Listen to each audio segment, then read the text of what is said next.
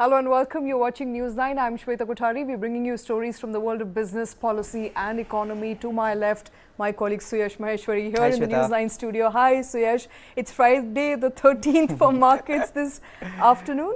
Yes, it was turning out to be a horror show, at least that's what, morning trade suggested. But, after a gap down opening, given the sharp correction in the IT counters and the banking counters, Indian markets took support at around 19,630 to 19,650 levels and staged a good bit of recovery throughout the session before, facing resistance at around 19,800 mark. The index ultimately settled lower, extending its losing run to 2 sessions now. At close, Sensex was down about 125 points and it closed below the 66,300 levels, whereas Nifty was down about 42 points but managed to close above the 19,750 mark. Now the broader market, Shweta, were also muted today. Nifty small cap, which has been an outperformer in an otherwise dull market, saw a rise of about 0.44% in today's trade, whereas the Nifty mid cap 100 index ended about 1.12% lower.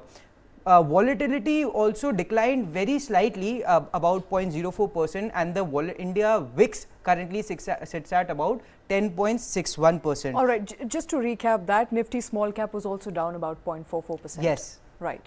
So now talking about sectors, Shweta, the auto sector staged a good bit of run up today. Now this was on the back of news coming in that the government is looking to establish a EV manufacturing facility in India. As a result, we saw a good bit of run up in the in electric vehicle stocks as well as auto pack generally. The IT pack, Shweta, which has been one of the focus points lately because of the earnings season, was down about 0.5%, which where we saw a good bit of corrections playing out in the heavyweight stocks, whereas mid-cap stocks provided some support. Now Nifty Bank, Shweta, also dropped below the 44,500 mark. We saw a good bit of correction in the morning trade. Then we saw a bit of recovery, but at the end it settled about 0.7% lower at 44,287 mark. Among other sectors, the PSU banking index continues to remain under pressure. The index was down about 1.4%. Among gainers, Shweta, FMCG bucked the trend. It was up about 0.3%. Realty continues to outshine, and the Nifty Realty index was up about 0.43%. All right, that is of course as far as markets this afternoon is concerned, closing marginally in the red, but it's a sea of red there. Kranthi Bathini of WealthMills Securities joining us on the show. Kranthi, good afternoon. Thank you very much for taking time out. What are you making of the volatility? There was a sharp rebound towards the second half of the trading session in the markets today. Are the markets anticipating and perhaps rebounding in anticipation of what is likely to be a bumper festive season, as well as the results that continue to pour in? Yes, Shweta, you are absolutely correct. Market is waiting for, as we are in the result season. Results are going to be the key driver from the coming weeks. Of course, in fact, today we also witnessed the result impact of Infosys technologies on the markets also. So results are going to lead the markets in the coming weeks. That's what we can anticipate. But what we can sense in the market is at the bottom levels, we do come across some kind of buying interest that's emerging in the bottom of the market. But what I can foresee in the coming weeks is markets are going to be range bound for some extent. We can see the range of Nifty in between 19,500 to 19,800. This is the key range for the markets going ahead. Of course, our daily discussion always, we need to be watchful what's happening in the West Asia and the crude oil prices. These are the factors one need to always keep in mind before taking any investment decisions for the medium to short term. And also one need to think about the earnings season. That is extremely crucial going ahead from this point of time. But one thing is clear, Indian markets are showing its strength and resilience. The domestic macros all are quite strong and encouraging for the market. We have witnessed a cool off in terms of the food inflation and also the overall inflation also. So these are the factors giving the strength to the market at this point of time. Okay, sectorally, IT sector continues to be under pressure. after three IT majors have declared their results. It was down about 1.3% yesterday, down again today. What's going to play up, in the minds of investors when it comes to IT sector? Muted demand and guidance is of course muted as far as TCS, both TCS and Infosys is concerned. So TCS does not give a guidance. HCLTech has cut its guidance from 6 to 8% to 4 to 6%. Infosys has adjusted the upper band of its guidance. This is now the constant currency revenue guidance. Revenue guidance. So from 1.1 to 3.5% to 1 to 2.5%. Margin guidance is constant. So margin guidance is constant. Now Kranthi also to what Shweta asked, I also want to add, what's your overall assessment of the the earnings of the IT company? If you could give us the good, the bad, and perhaps also the ugly. Yeah, the first and foremost thing is, we'll see the good part first. The TCV value, total contract values, have been going up for the IT companies. Where the pressure, what we can see is, out of this TCV, the total contract value, the execution is taking the delay. When we see observe the commentaries of the management, there is a sense of for differing of these contracts from the companies are concerned. That's where the real problem for the large cap IT stocks at this point of time. And also, as we all know, majority of the Indian IT companies, their focus is on the BFSI segment, banking and financial services segment. And among the banking and financial segment, there are some the sets of other segments like the investment banking, the wealth management, and other divisions also. They are witnessing some kind of pressure. That's where the real pressure what we can see in terms of the IT companies' guidance is concerned. So this kind of trend can be continued for at least, we can expect the trend can be continued at least for next couple of quarters. We need to wait and watch how the things are going to pan out. And also, the majority of the revenues derived by these large cap IT companies, the bellwether IT companies, is from the North American region. But if you understand the trend of the US economy, the economy is quite strong. S&P 500 companies have been posting good results. Profit growth has been robust. But the lingering impact of US slowdown and the global slowdown has been impacting the companies to take decisions with respect to IT spends are concerned at this point of time. That's where the real tussle is coming with respect to the IT companies are concerned. So what should the investors need to do?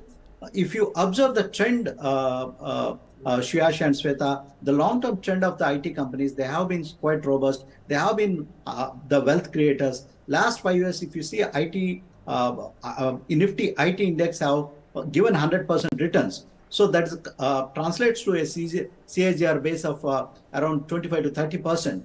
So these are the business models not to be ignored, but there is a kind of pressure on these companies in the medium to short-term perspective. Whereas for the long-term perspective, these companies' business models are quite strong. They are cash rich, and despite of all this turbulent time, the companies have been. TCS announced a 18,000 tune of buyback, and also Infosys has been declared the dividend. So these are all the cash cows, cash rich companies, strong business models. The cash flows are quite strong. So investors who are investing for a longer period of time, they can invest in these companies in a very staggered manner, but before that, Kranthi, it's going to test their patience. Yes, the long-term outlook does look, all right. But, the kind of commentary that is coming in from the management, the cut in revenue guidance, is it safe to say that at least as far as FY24 goes, we won't see any recovery? Absolutely, the stocks can be in a range bound. Okay, it can stuck up in a range bound, and of course, we do witnessing range bound in these companies, but the interesting part in Suyash, in these companies, the investors who have a longer term horizon, the funds who have a longer term horizon, they have been cherry picking in these stocks with the relative valuations of these companies are concerned. So the earnings are to be muted in the coming quarters, but whenever the stocks reaches some value range, there, what we are witnessing is there we are witnessing a follow-on buying in these counters for a medium to long-term perspective. Now, as you can see on the screen, we have this graphic playing which shows that HCLTech in fact rallied about 2.7% today. Infosys was down about 2.3%. Now, both companies have cut their revenue guidance. In fact, Infosys result did manage to beat the street's expectation, whereas HCL was a mixed bag. Why are we seeing, such divergent performance? Why is HCLTech up and why is Infosys down 2%? Yeah, the relative valuations and also the buying interest in the medium to short term, the money has been flowing into HCLTech because of the size and scale of the business, and also the margins of the business is concerned. So the relative outperformance is there in HCL Technologies Suyash in the medium to short term. But the long term, always the top two companies always commands the long term perspective. One final question on IT, Kranthi. In the three, among the three top companies, HCLTech, Infosys and TCS, what would be your preferred pick? Yeah, it's a very interesting question, Suyash. But Suyash, one thing I will just share this point and get into your answer before the sharing that. The companies, IT companies, they when they foresee a rosy picture, before a couple of quarters before, they are going to go to the campuses and recruit the manpower. This quarter they have been delaying. Okay, they don't have any they don't have any pressure to hit the campuses to do the campus recruitment middle of the year or right now. We need to wait and watch that thing also. It shows the cloudiness in IT space. I mean, to your point, the headcount has also come down, like 16,000 employees between the three companies. Yes, yes. So it shows the indication, the picture of the companies, the earnings of the companies, the business of these companies in the next at least couple of quarters. Coming to the point, what is the company to choose? It all depends upon the risk appetite of the investors. Okay. If I have to choose between these three stocks, if I have high risk appetite, get into HCL, the moderate is Infosys, and the less risk appetite is with respect to but the TCS is concerned, because the buyback price is there at 20-30% higher than the current market price. Okay. All right, let's move away from IT, for this point in time. But let's also quickly take a look at PSU banks, because PSU banks have also been under a lot of pressure. What's weighing in there, Suyash? Exactly, that's what we are seeing playing out over the past couple of weeks. The kind of run that the PSU banks were on. Since the last week, their performance have been relatively muted compared to the private banks. In fact, we are seeing a 1 to 2% correction, every other day. So volatility has also spiked. Right. So perhaps Kranthi, of course, let's take that question to Kranthi. Kranthi, are PSU banks no more a preferred pick, or is this just, profit booking, and it is still a very lucrative buy? What are you making of PSU banks' performance?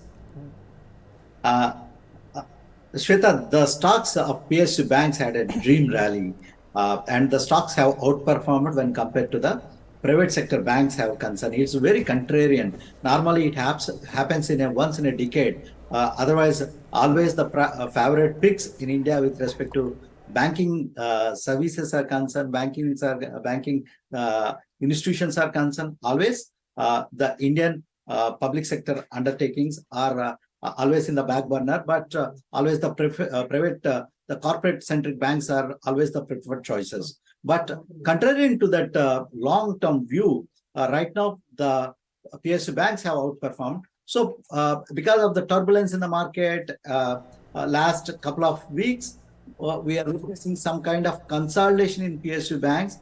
We can expect some kind of good numbers with respect to the earnings are concerned. One thing we need to keep in mind, Shweta, the PSU banks, they are utilizing the technology, the digitalization, which the private banks used to be much ahead of the public sector banks. Right now, the PSU banks also coping up with the same thing in terms of the lending, in terms of the acquisition of clients also. That's where it's playing the difference. So we can see some kind of rally to continue in PSU stocks or PSU banks also in the coming quarter and coming days also.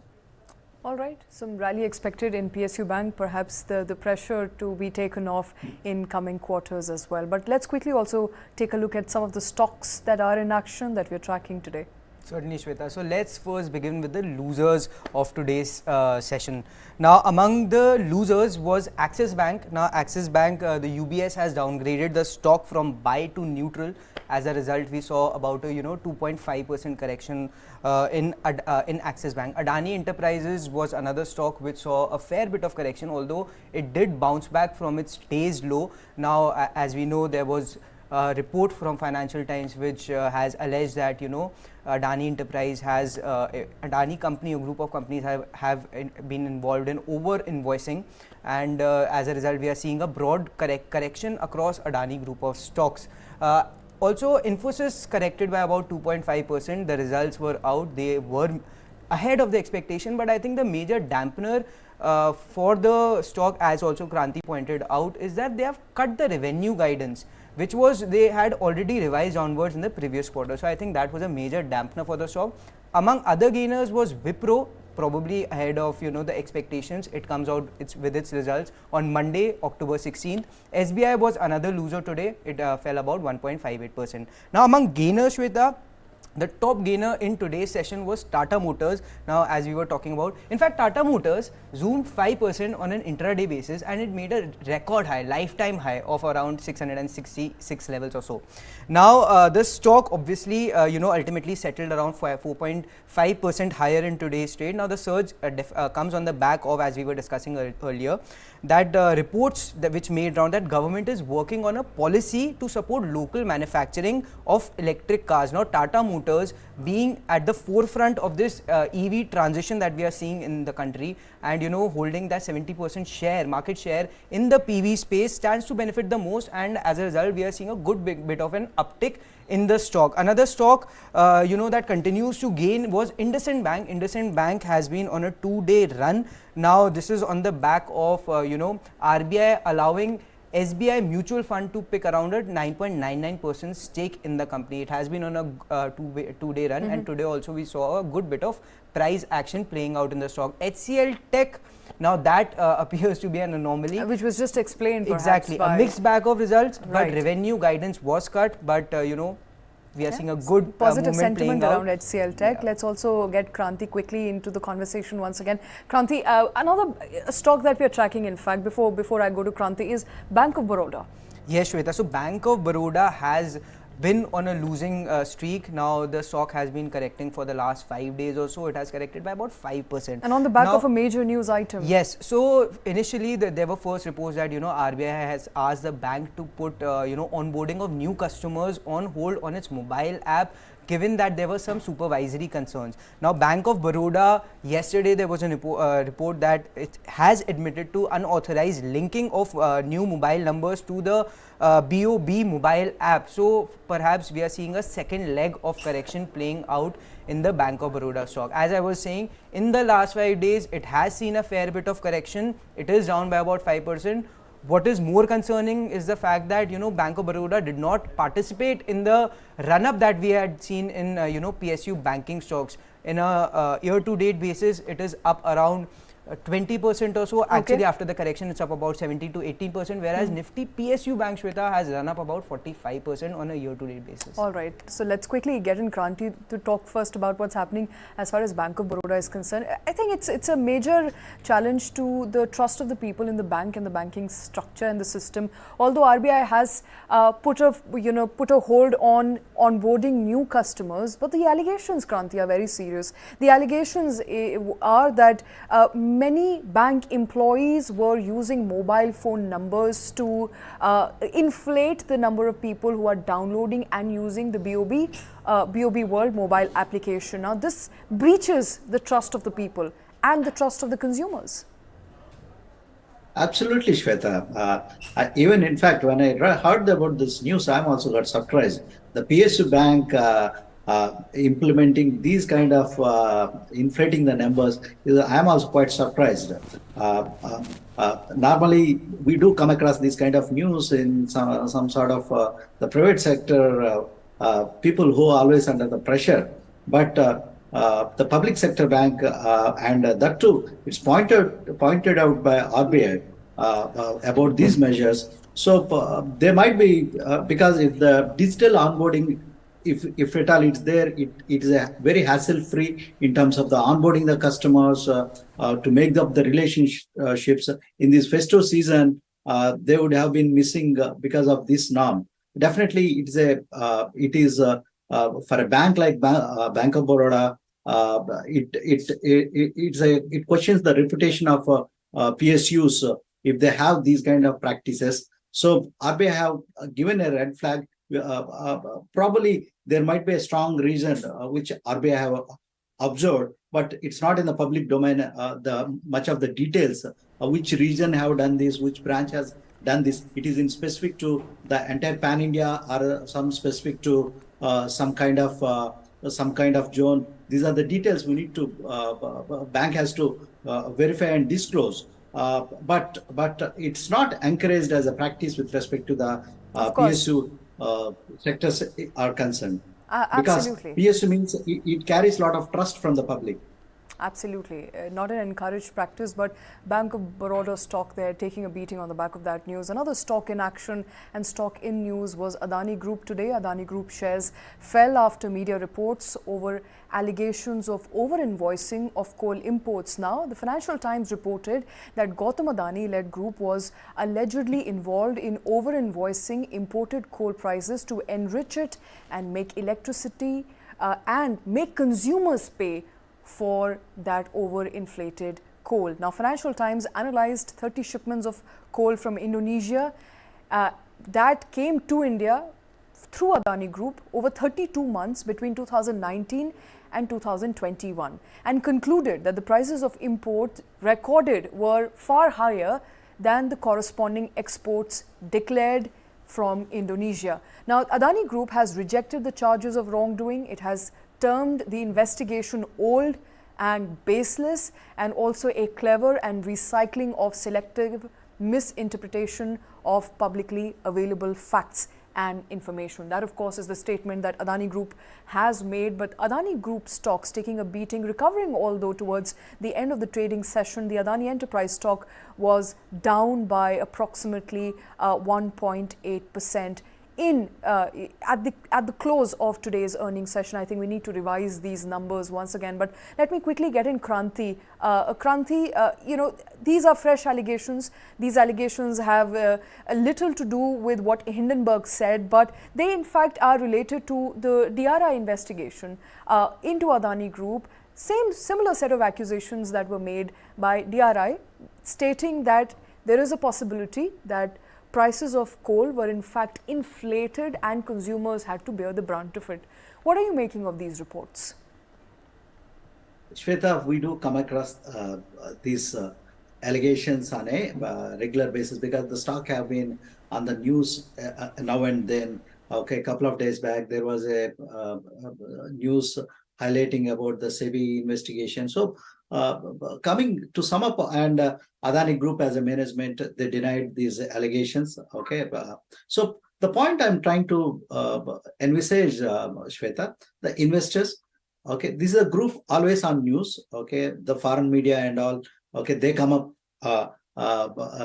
making some kind of news, and it's usual. The management deny, and they will categorically say these are the rumors and malicious attack on the group is concerned. So this has been in the past 6 months now and there, and last fortnight also we have witnessed this kind of news. The point I try to ponder upon the investors is these stocks are high beta in nature, and investors who have this kind of high risk appetite and high volatility, who like these kind of stocks are suitable.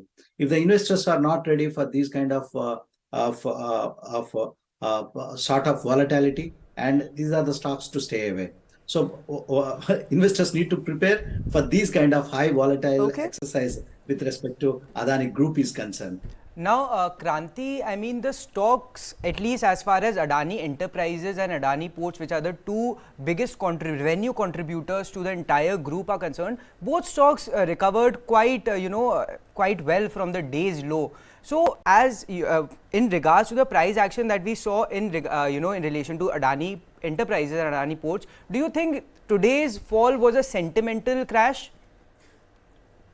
Yeah, definitely. It impacts the sentiment of the stocks are concerned, especially with respect to the port. Port was down in the beginning of the week also because of their exposure, which the Haifa port they have, which is the center of news at this point of time. So, and we witnessed some kind of recovery in the stock. And right now, the news about the Financial Times carrying out an article on Adani Group in terms of the inflating the coal prices are concerned. So definitely it do have sentimental impact, and also the institutional investors have been just now coming into the counter, but it do create some kind of impact. And a couple of days back or in the last week, the Adani Group is rising some kind of debt at a group level, lended by the lenders are the foreign banks. So these kind of reports, so whenever they surface, it do create some kind of sentimental impact with respect to the stock performance in the medium to short term also. Yes. All right, let's quickly run our viewers through, what the allegations are. Let's begin with the allegations first. What has Financial Times said as far as its investigation into Adani Group is concerned? Adani Group, we don't know whether it's going to it's running an agenda or not, but so far there are questions that we need to ask, because Financial Times has called Gautam Adani, and I quote, Modi's Rockefeller. That raises a question of editorializing a commentary that is made by a leading financial newspaper operating out of London. What is the basis of this investigation? What is the basis of the investigation? Pertaining to the fact that DRI, Directorate of Revenue Intelligence, has already conducted a series of investigation back in 2016 into Adani Group over similar allegations, and that allegations did not stand in Supreme Court. Now, FT has also, remember, left out other 40 companies that were investigated by DRI, singling out only Adani Group. So is there an agenda? Is there not an agenda? We don't know just as yet, but those are important questions pertaining to the investigation that FT has allegedly done in this case. I think also going back to some of those allegations, let's also quickly run our viewers through what the allegations are. Let's move further on those graphics, please. But allegations are that there were middlemen who supplied coal, presumably at a premium pricing, and hence the coal that was supplied from Indonesia that came to India, the cost of the coal was higher to an extent that about 40 to 50% higher, for that matter, higher to an extent where Adani Group has benefited and profiteered from that coal and then sold it at a very premium price, essentially hinting at people having to pay more, and people who bought that coal having to pay more because Adani Group, through middlemen in Taiwan, in Dubai and in Singapore, decided to charge a premium on coal prices. Those are serious allegations, Krishna. Right, allegations for sure, but this is even as we are counting down to the hearing at the Supreme Court for Adani in the Hindenburg case as well. The question is, all of these, how serious will they be, and will they have an impact on that Supreme Court decision? That is left to be seen. Bear in mind that hearing has already been deferred as well. So, we're looking at more time to go before we get a final word in on the Hindenburg report itself from the Supreme Court. So, in the span of time, all I'm wondering is that how much of an impact will a report like this have on that final judgment, Shweta? All right. And, the three places where the three middlemen or the three alleged companies, Taiwan, Dubai and Singapore, those graphics that you can see on your screen, the men we keep hearing about, Chang Chung Ling, he is operating the High Lignos company, and this is the company through which Adani brought 31 million tons of coal at a 20% premium. Then there is Taurus operating from Dubai, which also incidentally has 13.5% free float share in Adani group of companies, or had until 2019, operated by Nasser Ali Shaban Ahli and Muhammad Ali Shaban Ahli. Remember, Muhammad Ali Shaban Ahli has also featured in the OCCRP report, the report that came just prior to this damning report by Financial Times. And then there is a third link, Pan Asia, from where Adani got about 1.1 million tons at 30% premium. So all these three middlemen charged a premium to sell coal to Adani. Adani that then procured that coal here in India and sold it at a premium price. Now there is also a big, I think a very substantial part of the allegation hinting at a very interesting angle, and that is maybe that this coal was premium coal. Maybe this coal was a coal that deserved to be priced at a higher value because it was a different coal, it was a premium coal, it was a high quality coal, and therefore why it should have been charged a premium rate. So also questioning, its own, allegations and hypothesis that it has made. We don't know how much of this is true. We don't know what's going to happen here on. Yes, Suresh. I mean, if I can give my 2 cents on it, there are around 40 companies that DRI has highlighted, right?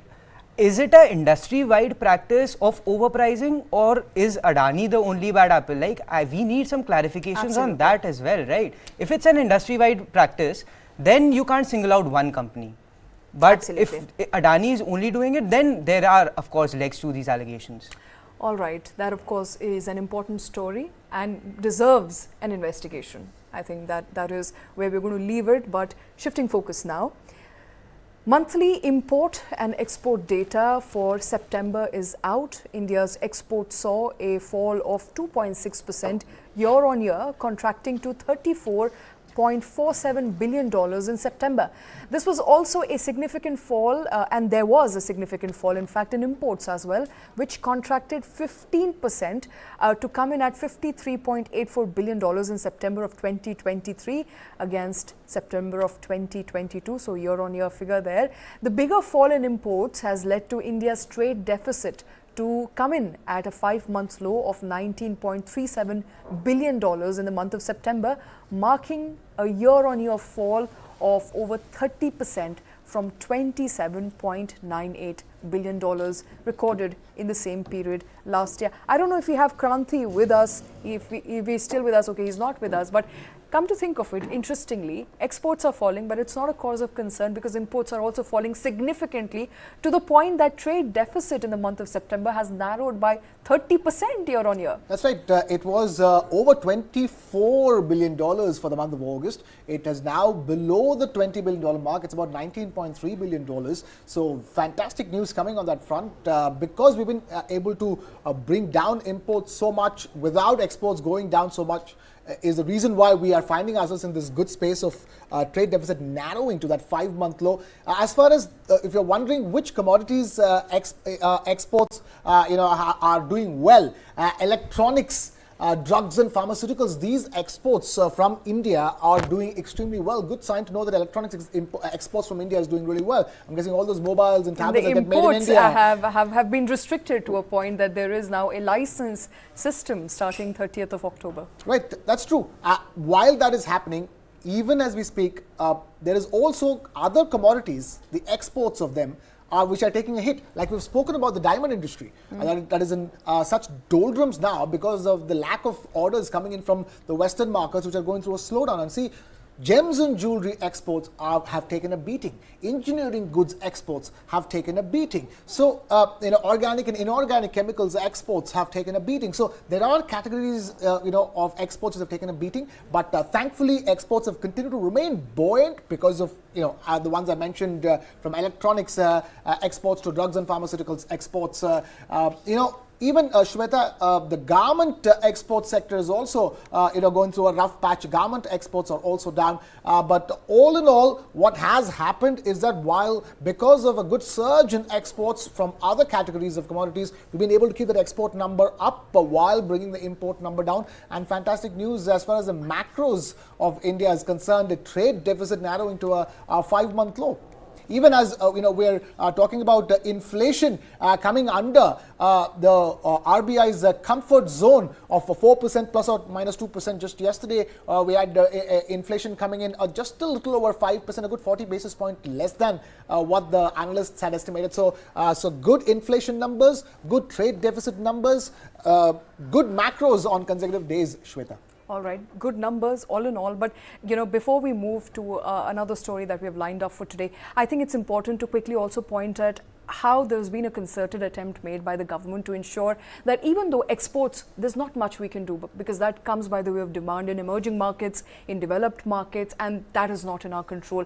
But as far as imports is concerned, we become self-sufficient. So by the way of Make in India, thrust on PLI, and also now with IT imports, we're seeing a regulation of sorts coming into place, kicking into place, where we have a license-like system, which not many people appreciate, but I think everything being done to ensure that imports are limited.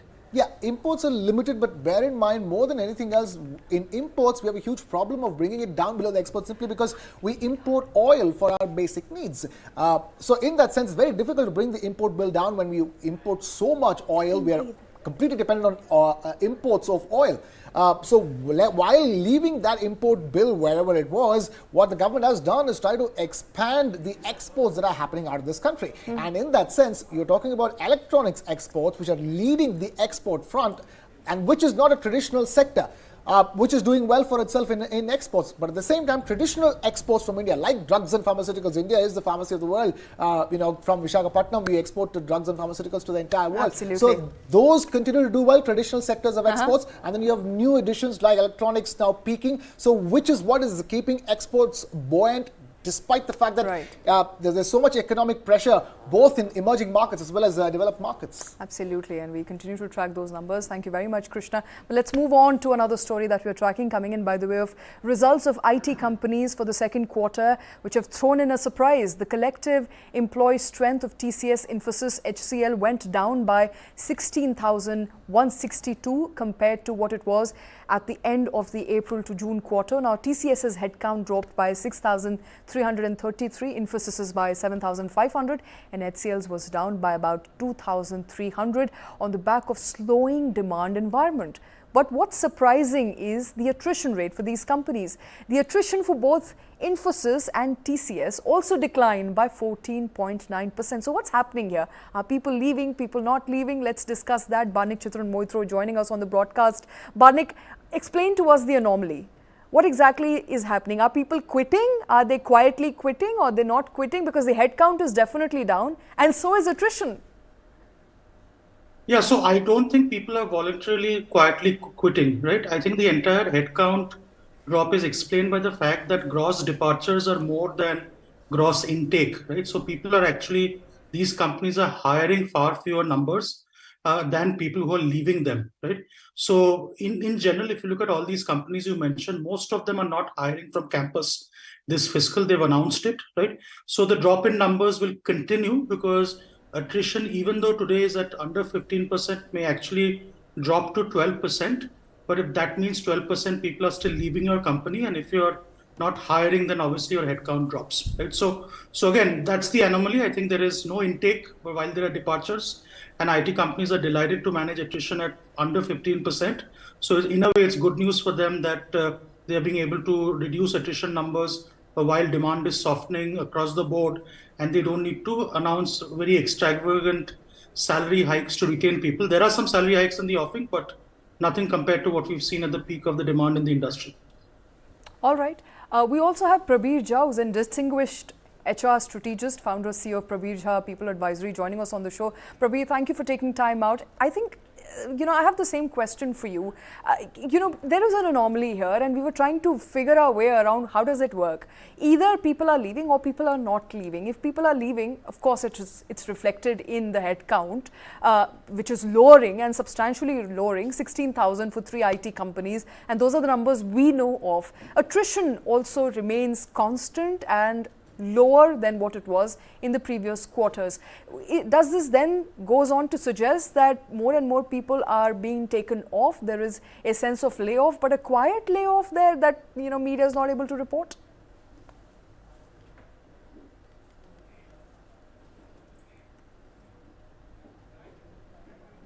So there is obviously a slowdown that one can, or one has been prepared for. So it's not coming in as a surprise. Lower attrition is explained because the demand has definitely slowed down. It's tapered off, right? So there is more stability of tenure across levels, at least at the middle and junior levels for sure. The other thing which is happening is that while attrition has slowed down, your enhancement of numbers is also reflective of the muted demand. So normally in this space, you actually hire in advance in anticipation of a certain demand.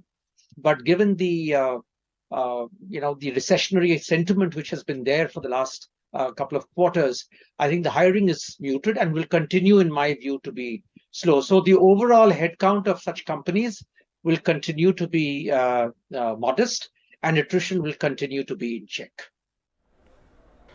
All right. And so what is the future hiring looking like, Prabir? You know, we know that IT companies have, in fact, major deals that they have signed up for, the deals that they will have to, honor in the next coming quarters. Do you think hiring will pick up? Is there a sense that hiring is going to pick up in the next quarter or so? Shweta, in the near term, I do not think. I mean, if you use the word hope, surely I would hope. But do I expect it to happen? I don't think so. I think the sentiment on most campuses, especially with IT or product development companies, is muted. I don't think they're going to come in big numbers for sure. Maybe some will not visit some campuses. So the sentiment on campus is already muted. Second is that, you said that if big orders were to come in. Now, the question is, it's relative. Big orders, just the one big order is not enough. We normally like to see healthy traction, growing volumes, and that is what helps us build the pipeline of talent. I think given the experience of over the last some years, IT companies are going to be far more conservative in terms of resourcing. And if some things happen right, yes, they are going to ramp up. But whether that will be a secular trend in the next few quarters of growth, I at least do not expect that to happen. There is more conservatism and prudence that I sense in the environment than optimism and hope. All right, Barnik, this one's for you. We are discussing this at a time when the big debate about work from home, coming back to haunt, especially the IT sector. How much of an impact do you think the change in, the approach to what workers, what jobs are that are impacting the overall nature of the size of workforces? Yeah, so I think one of the big long-term trends to talk about is what we call some of these IT companies are moving from linear revenue growth to non-linear revenue growth, which means this is revenue growth which is not headcount driven. So as you move into newer areas like AI, if you look at automation, a lot of those are more product and platform driven services which do not need a headcount growth. Now, the good news for that is you don't need to be working at office or working on client side to deliver some of these services. But the downside is these products and services don't need the same headcount. So I think what will happen for every single % of growth for some of these companies, you no longer need to hire an equal % of people to catch up the revenue growth. So in a non-linear growth environment, which is where a lot of these companies are headed towards, you will actually see a decoupling of revenue growth and hiring. And in fact, the most interesting thing I've watched in the earnings is all companies have continued to invest behind new technologies and invest behind some of these technologies which are fundamentally non-linear technologies from a headcount point of view. So I think in short, I think the model is shifting not only from a work point of view, but also from a service delivery point of view, where we expect far more automation, far more bots, far more AI. And I think I don't expect in the next 5 years that the industry will continue hiring 250,000 people a year, even when demand exists. I think right now the hiring slowdown or the freeze is mostly due to short-term demand. Even when demand comes back, I don't really expect the same pace of hiring, given that the nature of work and services themselves have transformed during COVID, and the IT companies have made the necessary investments to capitalize on it. All right. Beyond IT, Barnik, and there is a sense that, we often keep talking about unemployment. Latest numbers that we have, in fact, government now coming on record to say that unemployment in general is at a 6 years low. This is, of course, a clarion call right at the beginning of election season. In your own assessment, do you agree with that number? So again, the unemployment statistics are quite controversial, right? There is the government, which always claims a number, and then you have other databases like CMI, which have a different number. Now you have to break up the employment in India between blue collar and white collar, right? And what we're discussing today in IT is actually the white collar workforce, which in my estimation is barely 5% of the nearly 450 million people who are working in India. Given the intrinsics of India in terms of the economic growth, in terms of what we are seeing in terms of, I would say, new industries coming in, I saw your story on exports and all of that, right? I think there is job creation happening. A lot of the job creation is happening differently than in the past. It is no longer service-led. A lot of job creation is actually now being far more manufacturing-led. So again, I don't see a lot of data to dispute the government very strongly on its unemployment, right? Though I believe we should keep a careful watch out. I think we have to continue to grow at 6.5% to 7% per year to ensure that the unemployment stays low. If we drop a couple of percentage points of GDP growth, I expect unemployment will spike by 5-6%. That's the careful mix we should always have in mind. I think as long as we are growing fast, I think unemployment is a solvable problem. If you're not growing fast, then unemployment will become a difficult challenge for the government to solve. All right, Barnik, Prabir, thank you very much, both of you, for taking time out for joining us on the show at this point. Thank you. And with that, it's a wrap on this bulletin. Thank you very much for watching.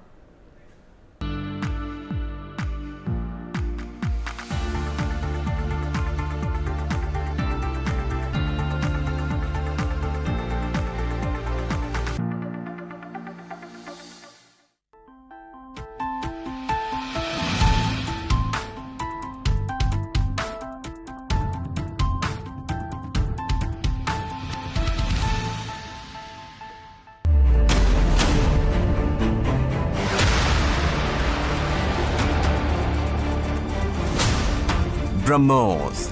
Stealthy, lethal, precise.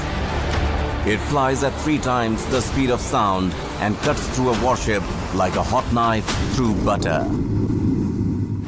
China's navy has threatened its neighbors, and they are turning to the BrahMos for protection. The Warship Killer.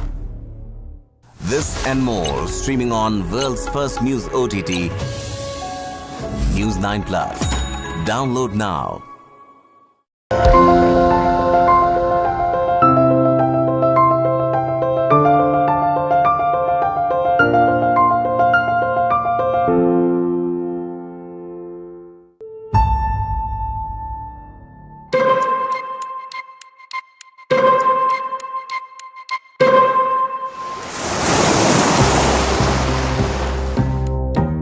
In a quiet corner of India's Goa, in the home of a retired Rear Admiral of the Indian Navy, lies a centuries-old samurai sword that was once owned by a World War II fighter pilot.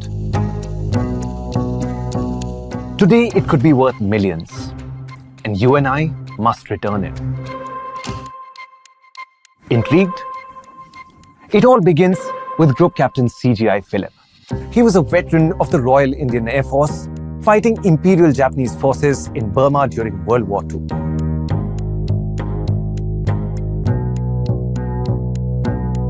Yet one thought troubled the veteran, a half-forgotten memory of an IJA officer. Group Captain Phillip could recall how the proud officer had surrendered a priceless family heirloom, a katana. In his final years, Group Captain Phillip had but one last wish, a desire to return the sword to its rightful owner.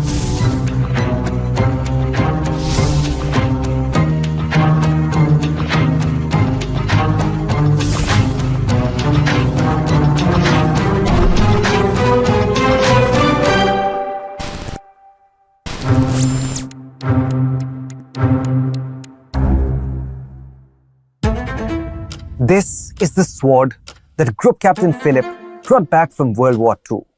At around 3 feet, from the handle to the tapering edge, it weighs about 2.5 kgs. The blade is blackened with age. The ornamentation worn and fading. A jaded family crest is still visible, though it's difficult to decipher. But there's no doubt. This is a traditional katana, once spotted proudly by Japan's famed samurai. In 2022, a similar sword was sold by Christie's for a whopping $239,000. Today, it lies in the care of Rear Admiral Philippos, who inherited it from his uncle, Group Captain Philip. He was my local guardian when I was at the NDA from 82 to 84. It's a phenomenal thing if you look at it now. So every term when I was in NDA, 6 terms, so I would go to the place on one odd weekend and mainly on these midterm breaks, which I eagerly looked forward to. It's a 3-day break in the middle of the term. So each of these breaks, I would take a look at the sword, take it out of the sheath and really admire it. Hailing from a family steeped in military tradition and having spent a lifetime in the Indian Navy, Rear Admiral Philippos understands the importance of legacy. Now in retirement in Goa, the Rear Admiral has one last responsibility to fulfill: to restore a lost samurai sword to its rightful owners. It is a path set for him 80 years ago by his uncle, Group Captain Charukara George Emmanuel Philip. At just 21, CGI Philip was already a star pilot of RIAF's 8th Squadron, serving in some of the most daring actions during the Burma campaign.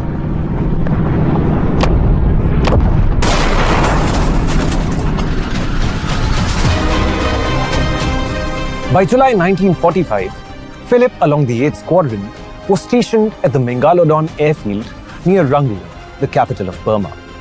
The Japanese were on the retreat, but war was far from over. This was when the United States dropped the 2 atomic bombs on Hiroshima and Nagasaki in Japan, and the world awoke to the nuclear age.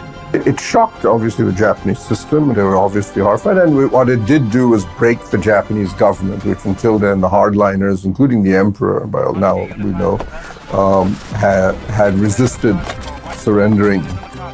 On 15th August 1945, Emperor Hirohito announced the surrender of Japan.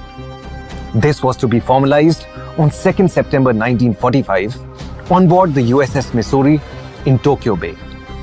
As the capital city, Rangoon was selected as the site for the preliminary surrender in Burma. Philip and the 8th Squadron were charged with providing escort to the Japanese delegation. But once the surrender ceremony was over, Philip had one more concern. He had grown up in Molmine in Burma, where his family still lived. Now, he wanted to visit his childhood home. Once the ancient capital of Burma, Molmine was under Japanese occupation. Here, the Imperial Japanese Army had still not surrendered. Philip was well aware of the risks, and yet, he and his colleagues were received with military correctness. The welcome being organized by a tall Japanese colonel. But at the time of World War II, there was a very strong feudal element to Japan. So the idea of the loyalty, the sort of fanatical loyalty of the samurai to his daimyo was still very much present.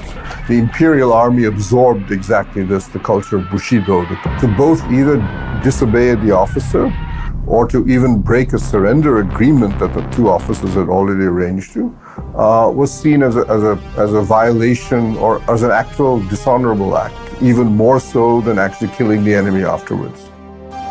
At the Molmine airfield, Philip and his companions, in a spur-of-the-moment decision, decided to requisition the colonel's car. His companion Ranjan Dutt took this opportunity to relieve the now-defeated colonel of his ceremonial sword. He still remembers that look of anger and hatred in the eyes of the colonel. So he later regretted his action, and he says that he thought it's just a weapon. It's only later, because since he was young, he later found out that it's a family heirloom which is possibly passed down like centuries and all that. So in 1945 itself, he reckoned that it would have been at least maybe 50 to 100 years old.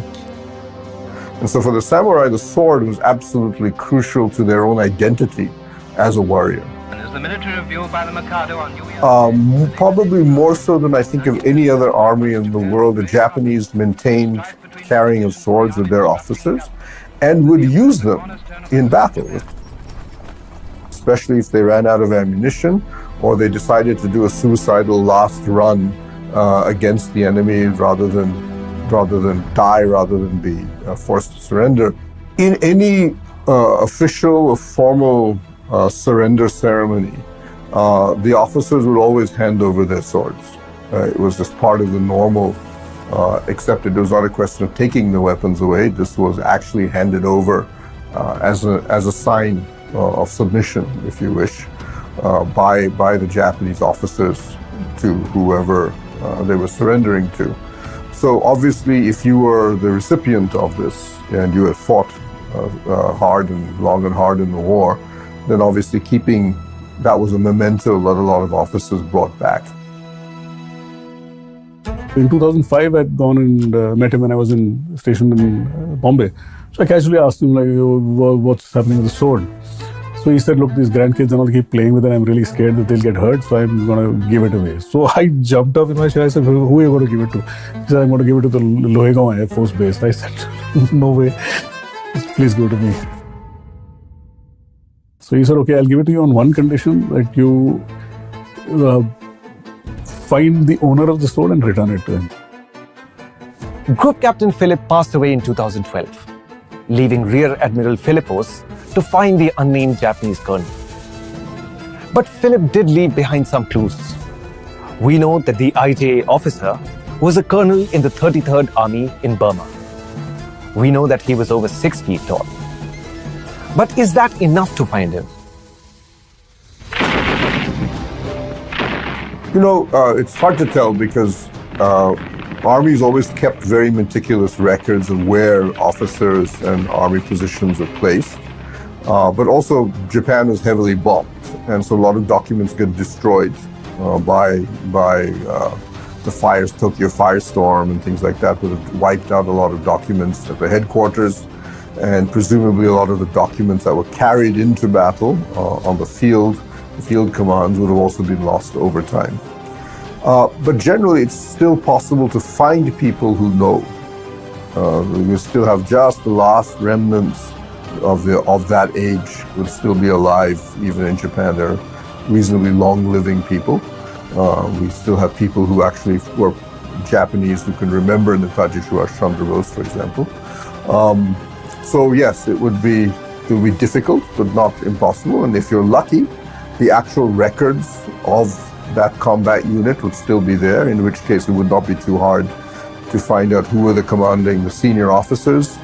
And if you were able to match them with medical records, a 6-foot-tall one would stand out.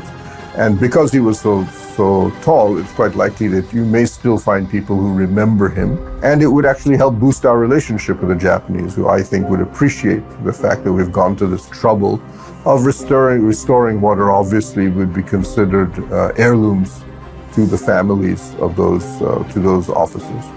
Rear Admiral Philippos' quest is far from over. In fact, this story and the search for the unnamed Japanese colonel is just beginning. And you, dear viewers, are as much a part of it as anyone. So whoever you are and wherever you may be, if you've got the slightest clue, a name, a date, a location, whatever it might be, come forth, write to us at returnthesword@news9plus.com and join us in the quest to return the Sword of Honor.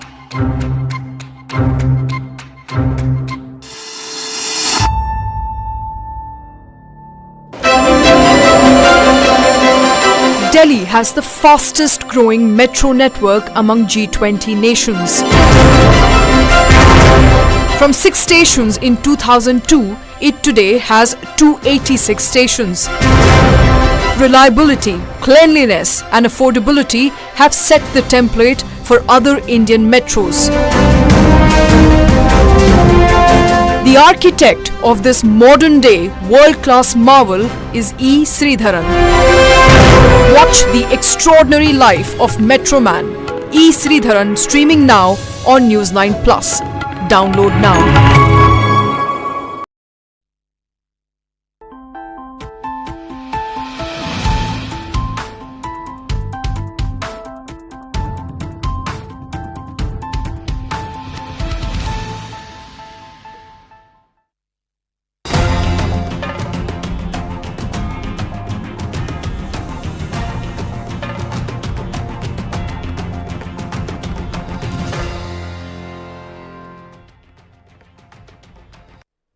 Vanakkam, the South Indian is here. Homecoming,